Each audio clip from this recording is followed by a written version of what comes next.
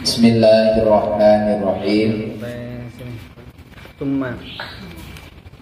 Summa minal ulama'i man jama'al arba'ina fi usuliddin wa ba'duhum fil furu'i wa ba'duhum fil jihadi wa ba'duhum fil zuhdi wa ba'duhum fil adabi wa ba'duhum fil khutabi wa kulluha maqasidu shalihatun radhiyallahu an qasidiha. Summa minal ulama'i kemudian minal ulama'i dari sekian ulama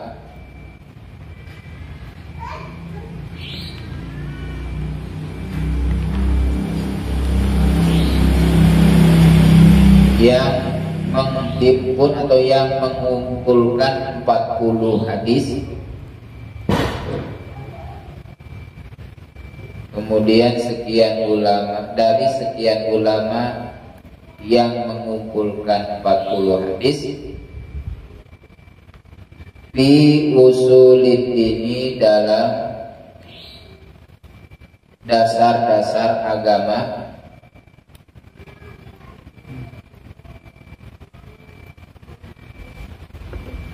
dan sebagiannya wa ba'duhum fil furu'i wa ba'duhum dan sebagiannya fil furu'i dalam masalah fikih. Langsung aja secara maknanya. Fil furu'i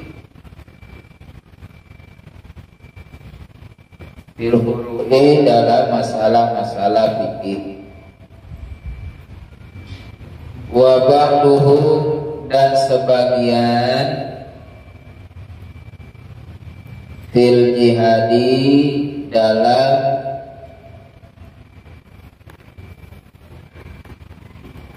keutamaan memerangi kafir.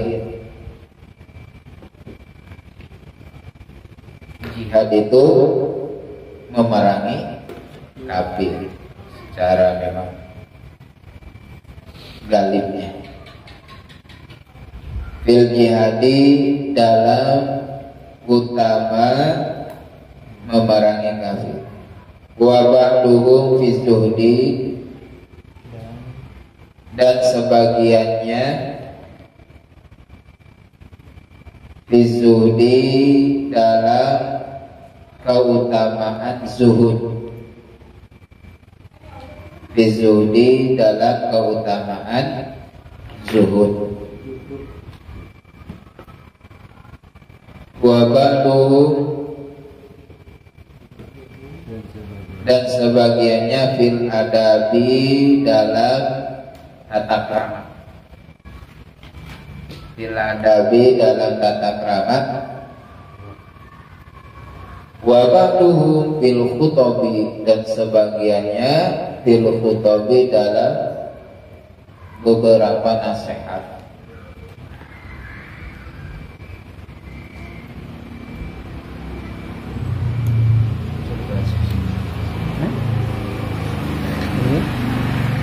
Wa kulluha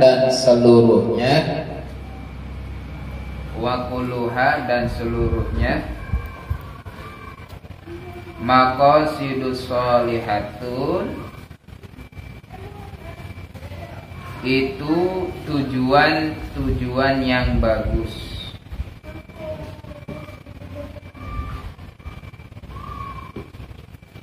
Dan seluruhnya itu tujuan bagus. Radhiyallahu semoga ridho Allah an-qasidihi dari orang yang menginginkan arba'in.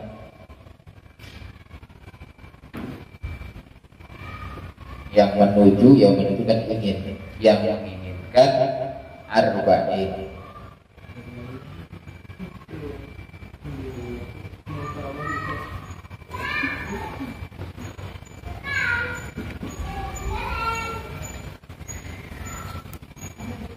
Jadi terang itu. Kemudian sekian ulama yang menghimpun 40 hadis atau disebut hadis arba'in, itu ada yang membahas tentang masalah akidah. Masalah akidah yaitu yang berkaitan dengan ketuhanan, berkaitan dengan keyakinan yaitu para nabi, berkaitan dengan padang mahsyar, berkaitan dengan apa seluruhnya di yaumil kiamah, dibangkitkan dari kubur. Nah, ada dibahas.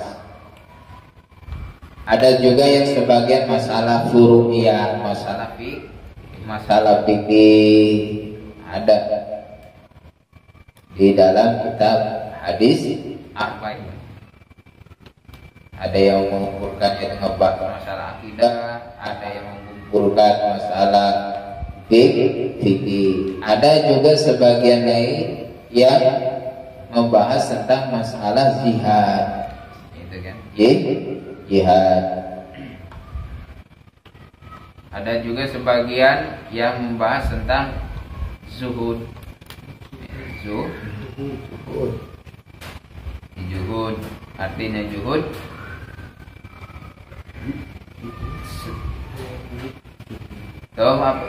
zuhud itu meninggalkan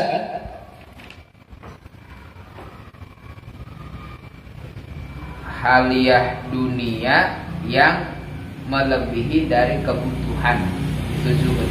Bukan tidak butuh dunia. Zuhud itu tidak diartikan tidak butuh dunia.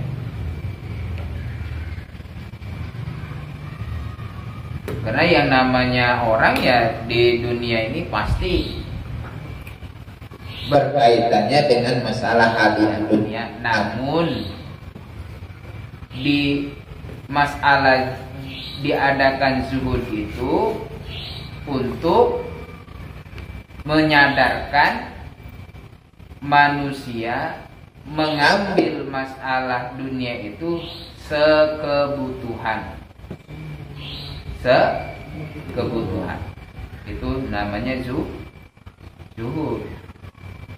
Bukan masalah nggak butuh dunia, tapi butuhnya itu sekedar kebutuhan. Berarti ya kalau butuh ya butuh.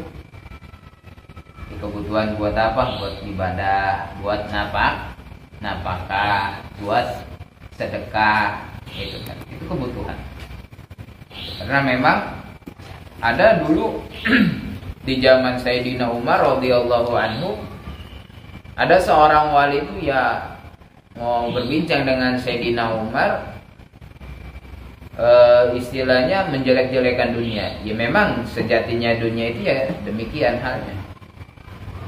Pokoknya dunia itu jelek di mata wali itu. Sedangkan lawan bicaranya Amirul Mukminin Sayyidina Umar. Sayyidina Umar diam. Setelah wali itu diam, kemudian Sayyidina Umar, wahai fulan, jadi dunia itu jangan kau anggap remeh. Jadikanlah dunia itu untuk penunjang kamu di akhirat. Ya kan? Artinya kalau orang memandang dunia itu hina, berarti yang jadi hina itu kitanya, orangnya itu menjadi objek di apa? Dunianya jadi subjek. Itu yang jelek. Coba kalau dunianya dijadikan objek, kita jadi subjek. Itu bagus. Subjeknya yang benar. Ya kan? Dunia itu diolah untuk menunjang di akhirat. Untuk menunjang akhirat. Untuk menunjang akhirat. Makanya bagus. Jadi kan kita haji, kita perlu ongkosan. Ya kan? Kalau haji kalau nggak ada ongkos ya gak, susah. Untuk sekarang.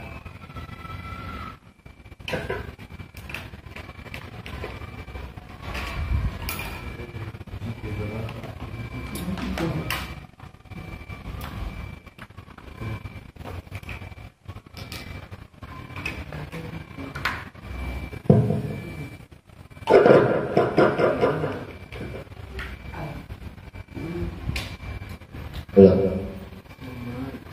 Masalah zuhud.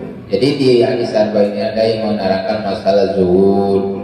Wabah luhum fil adab, dan sebagian yang lain menjelaskan masalah adab. Kata ramah, artinya adab itu sesuatu yang diamalkan oleh Nabi Muhammad. Itu berarti adab atau disebut akhlak. Nyebut tuh memang semuanya kita harus pelajari daripada akhlak Nabi dohir ataupun batinnya. Kenapa? Dari akhlaknya itu indah, secara dohirnya Nabi luar biasa.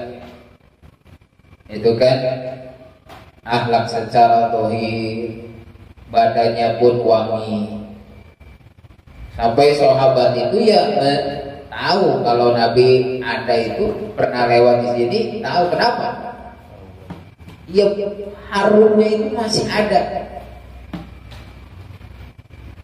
Itu kan, sehingga ludahnya pun wangi. Beda sama kita. Nah, iya, badannya pengap, ya kan, ludahnya pun, aduh, gitu kan. Oh, ya apa lagi? Habis makan petai jengkol, sedap, ya kan? Jadi di hadis arba'in itu mengumpulkan dengan masalah nasihat-nasihatnya ada. Dan seluruhnya itu di dalam hadis arba'in ini yang dikumpulkan itu memang tujuan bagus. Fikihnya ada, usuluddinnya ada, dasar-dasar agama, imannya ada, masalah sihatnya ada, masalah tasawufnya, akhlaknya pun ada di kitab hadis arba'in. Mudah-mudahan itu Allah Subhanahu wa taala meridhai bagi orang yang menginginkan hadis ini. Amin. Lanjut. Wa qad ra'aitu jam'a arba'ina ahamma min hadza kulli. Dan nyata ra'aitu, aku melihat, wa qad ra'aitu, dan nyata ra'aitu, aku melihat, jam'a arba'ina ahamma, pada kumpulan 40 hadis yang penting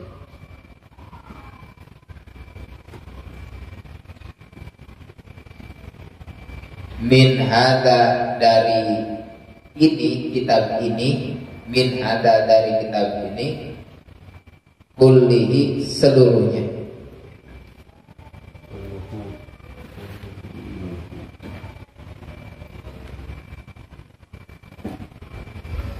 Seluruh penting, kata Imam Nawawi. Wahia arba'una hadisan, dan ia jam'a arba'ina, arba'una hadisan itu 40 hadis. Mustamilatun, yang menghimpun,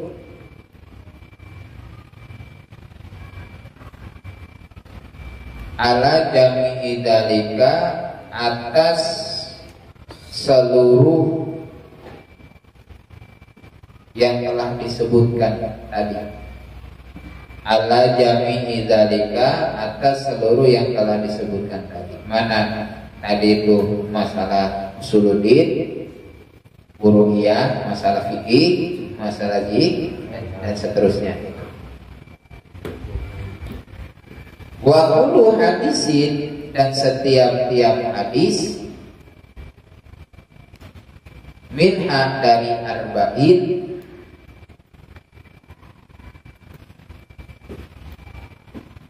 minha dari arba'in, qaidatun azimatun, itu kaidah yang agung. Qaidatun azimatun, itu kaidah yang agung. Min qawaidid ini, dari kaidah-kaidah agama.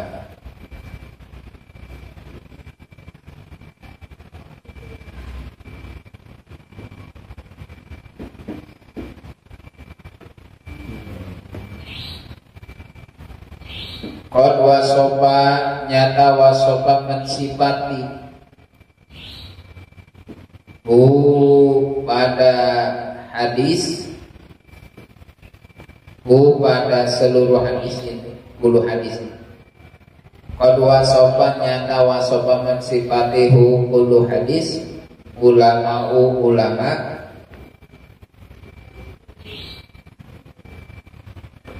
bi anna madarul islami alaih, bahwasanya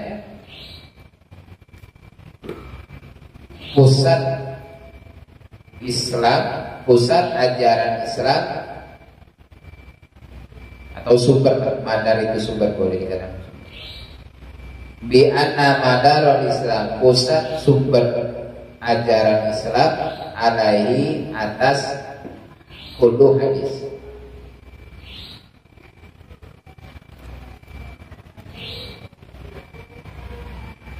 Au huwa nisful Islam, atau nisful Islam,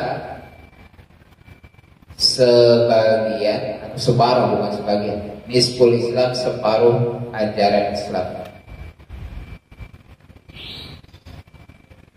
Au sulusuhu, atau sepertiga.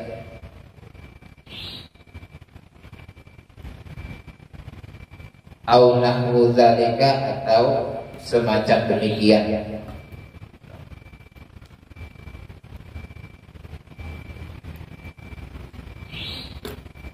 Suma al-tajimu, kemudian aku melazimkan, di hadhil arba'ina, dalam 40 hadis ini, di hadhil arba'ina, dalam 40 hadis ini, antakuna sohihatan, antakuna itu keberadaannya, sohihatan mesti soheh. Antakuna itu keberadaannya, sohihatan mesti soheh. Wa mu'dhamuha fi sahihail Bukhari wa Muslimin, dan besarnya 40 hadis ini, dan besarnya 40 hadis ini, fi sahihail Bukhari Muslim, dalam sahih Bukhari dan Muslim. Jadi diambil dari kitab sahih, banyak-banyaknya dari Bukhari, sahih Bukhari Muslim. Wa al-quruha, dan aku menyebut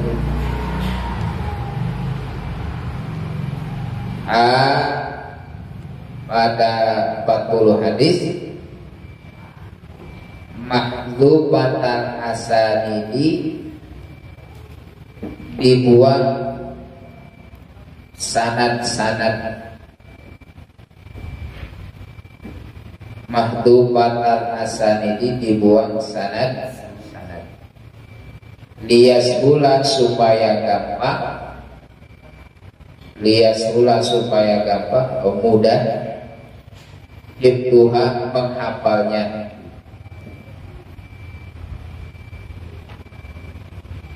wa ya ummal intiba'u biha, wa ya umma, dan supaya menyeluruh al intiba'u kemanfaatan, al intiba'u kemanfaatan biha dengan 40 hadis.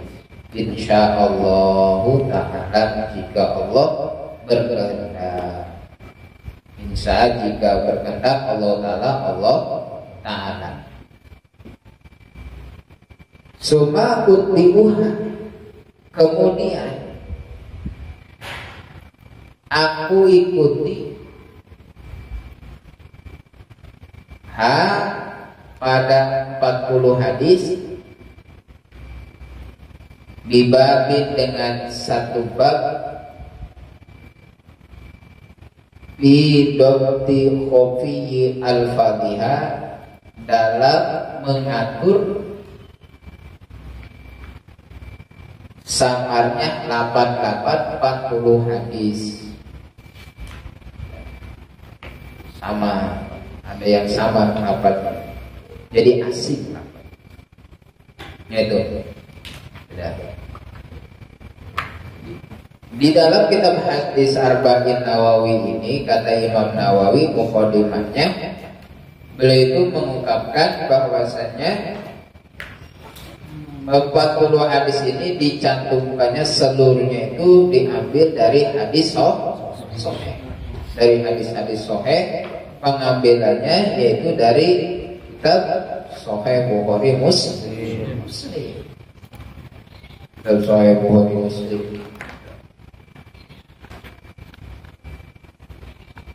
Kenapa? Memang paling populer ya, paling istimewa kitab hadis yang dikarang itu, yang paling populer adalah kitab Sahih Bukhari Muslim.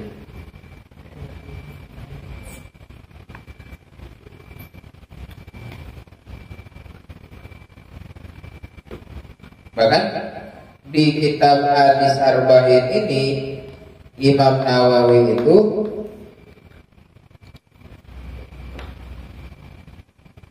mencantumkan 29 hadis,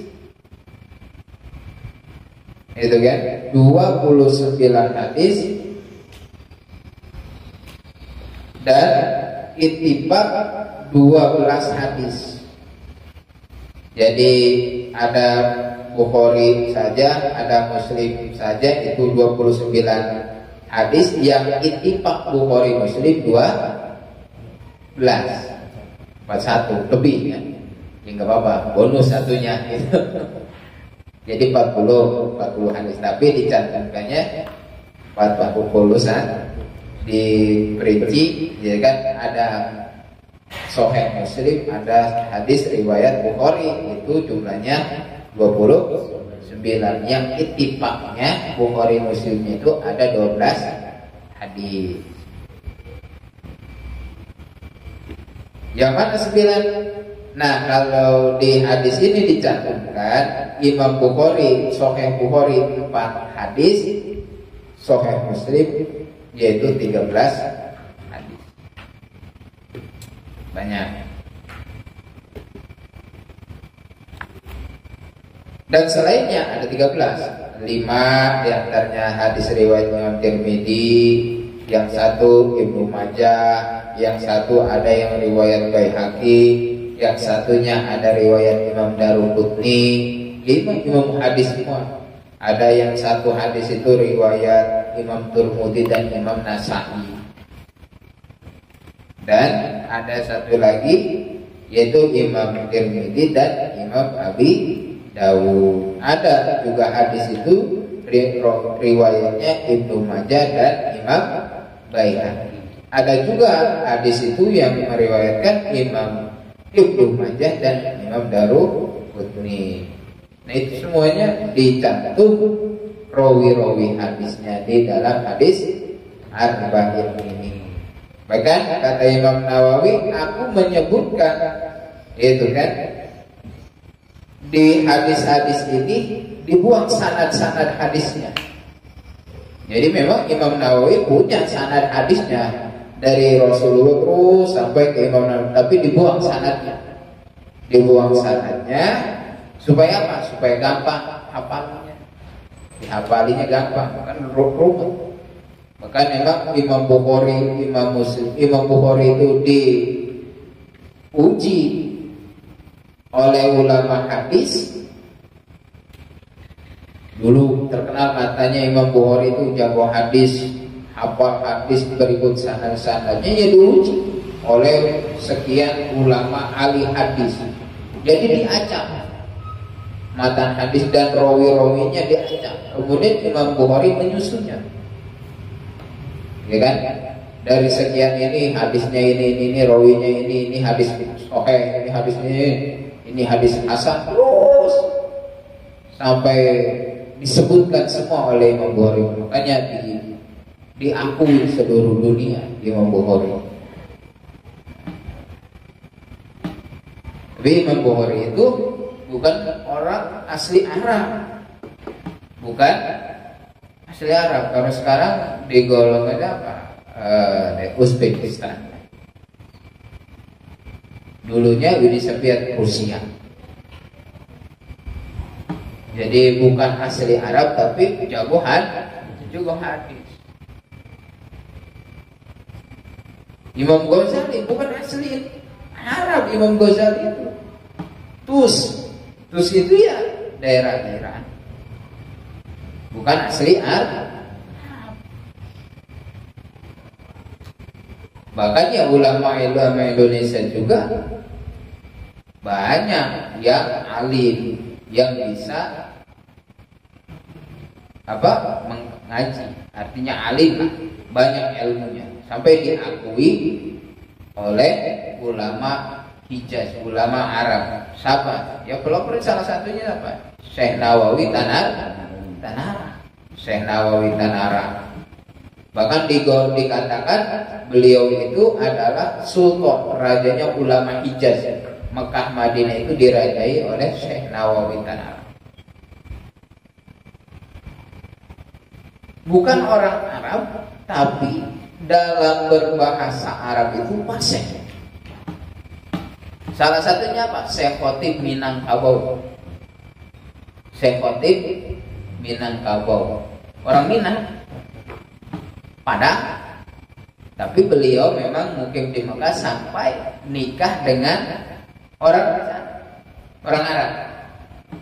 Dibully mertuanya, punya mantu orang Jawa, orang Indonesia nggak bisa bahasa Arab. Coba nanti khutbah Jumat suruh khutbah, jangan kasih tahu, langsung suruh naik. Kalau dia alim, nah berarti kalau dia bisa berarti dia alim, dia pintar.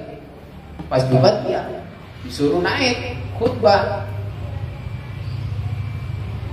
Ketika khutbah bahasa Arabnya fasih. Artinya fasih itu bukan enak suaranya, bukan itu makhrajnya. Fasih itu ropa nasabnya, i'rabnya itu pas. I'rab kalimat Arab itu pas. Maka dia dinamakan khotib. Aslinya itu namanya Muhammad. Karena di saking takjubnya orang Arab waktu itu, maka dinamakan Syekh Khotib. Syekh yang tukang khutbah. Nah, disitulah kalau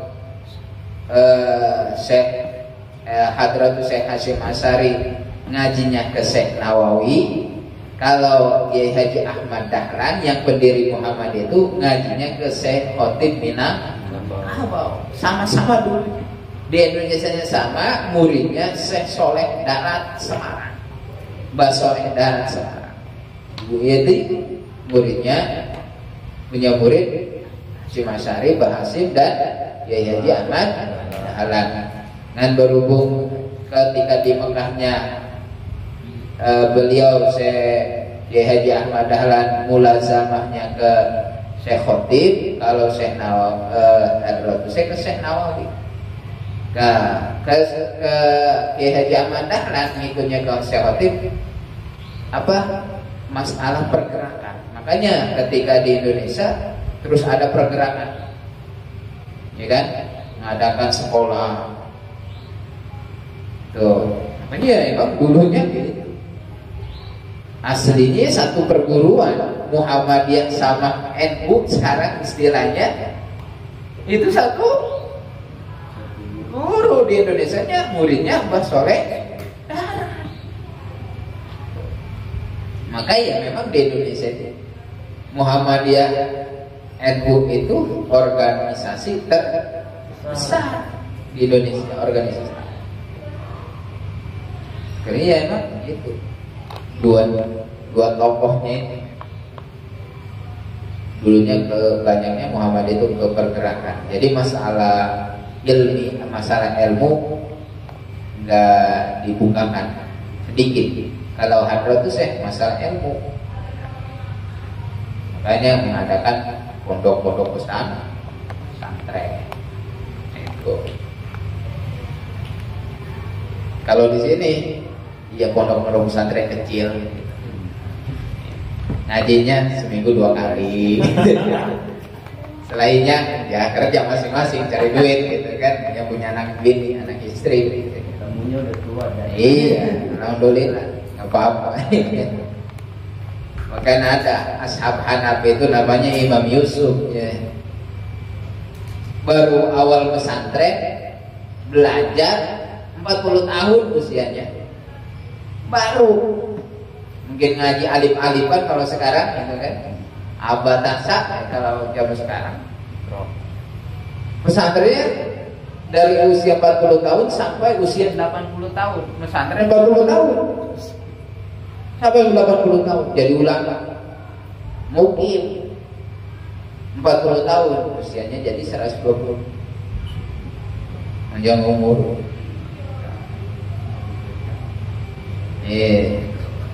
Ya setidaknya kan ya tuh, kalau memang kita mulai zaman selalu menetapi istiqomah, insyaallah ya Allah kasih ilmu. Ya bukan masalah belajarnya. Ya bahwa belajar itu wasilah. Adapun yang memberi ilmu Allah ya. Yang penting hadir, keberkahan ada, Allah yang kasih ilmu.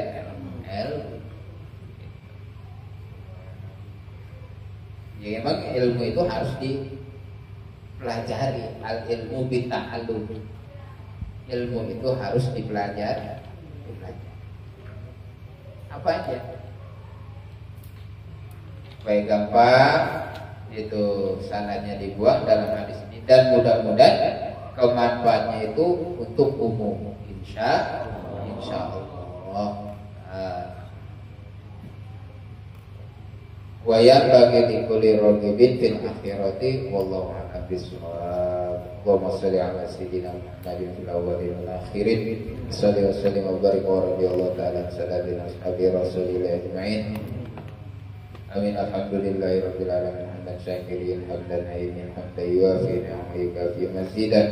Ya rabbana lakal hamdu kama yanbaghi li jalali wajhikal karim wa li 'azimi sultanik. Allahumma ighfir lana wa li walidayna warhamhuma kama rabbayana shighara. Allahumma fahimna ilma syari'a wa tariqal haqiqa wa samilna biha bihaqqi sayyidina Muhammadin sallallahu alaihi wasallam. Allahumma ja'alna wa auladana wa talamidana min ahli ilmi wal khair wa taj'alna wa iyyakum li syarri wa dhair.